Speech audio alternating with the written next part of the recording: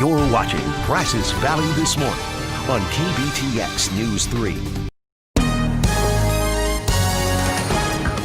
Just this week, the price for a barrel of oil dipped into the negative territory for the first time in history. Now, we know gas prices have been low, but the negative territory for a barrel of oil? So this strange phenomenon had consumers scratching their heads and experts looking for answers. So joining us to discuss the consequences of this strange price dip and indeed how it even happened is Eric Lewis. He's an energy economist with the Texas A&M Bush School of Government and Public Service with a focus on the oil and gas industry. So he's the guy to tell us what the heck happened here. Dr. Lewis, what did cause the price of oil to somehow go negative? I mean, does that mean people were really paid to take oil? How did this happen?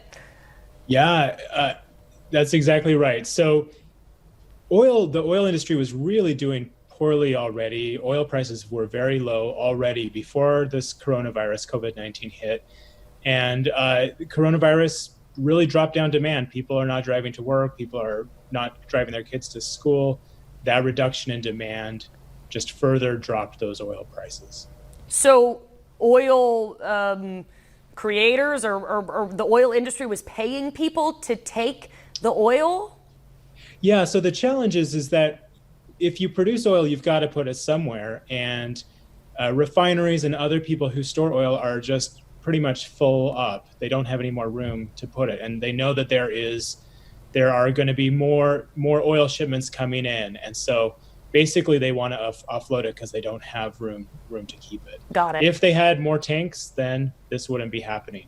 But it hasn't made sense to build more tanks in the past. Sure, and now they're at capacity, so what else do they do? So this is the one that really relates to us and families in the Brazos Valley. The price of oil is just too low for Texan drilling companies to compete. So when will the price of oil recover enough for companies to pump again and get the Texas oil and gas industry that affects the Brazos Valley back to work? Well, it really depends on how long COVID-19 lasts. So if we have this big reduction in demand because of COVID-19 keeps on going, then we're going to last until then. And it's hard to say just because it's so hard to predict what's going to happen with COVID-19. Sure, and I guess even before they start really pumping again in earnest, they'll have to go through all these storage facilities that are near capacity. Yeah. So right now the markets aren't. So right now the price for delivering oil in May is negative, but in June it's still positive. And so right now the industry is expecting that, hey, this overcapacity problem isn't going to last for that long. Okay. How is this affecting jobs right now? Are people in the oil and gas industry losing jobs?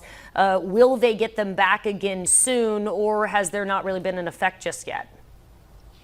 Yeah, so there's definitely an effect, and we've got to remember that when you drill oil, that takes a lot of effort. So a lot of the labor is spent on drilling the well, fracking the well, and once those wells are producing, you have a lot of oil that's coming out, and the fact that we have so much oil that's already coming out means there's going to be a little bit of delay until we wait for those wells to slow down their production until it makes sense to start drilling more.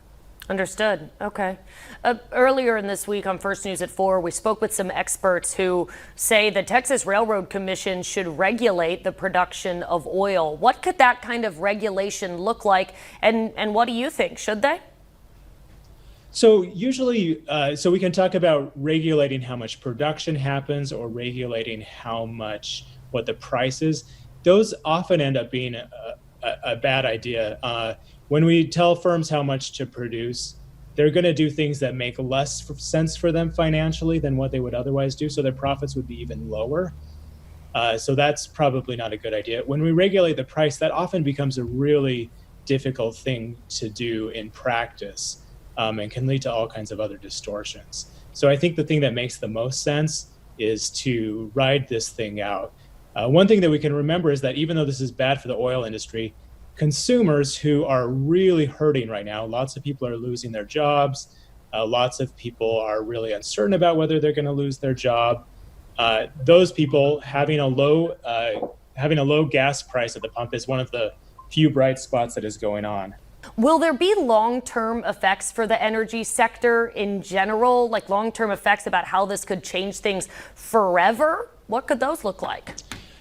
Yeah, it's hard to know for sure, but there are some ideas. One of them is that, hey, oil prices have been low and they're staying even lower. That might mean that we have some oil companies that go out of business. That could affect the level of competition in the area. Another thing that we might think about is what's going to happen with renewables. So we might think, hey, it makes sense for us to eventually switch to solar and wind and other cleaner forms.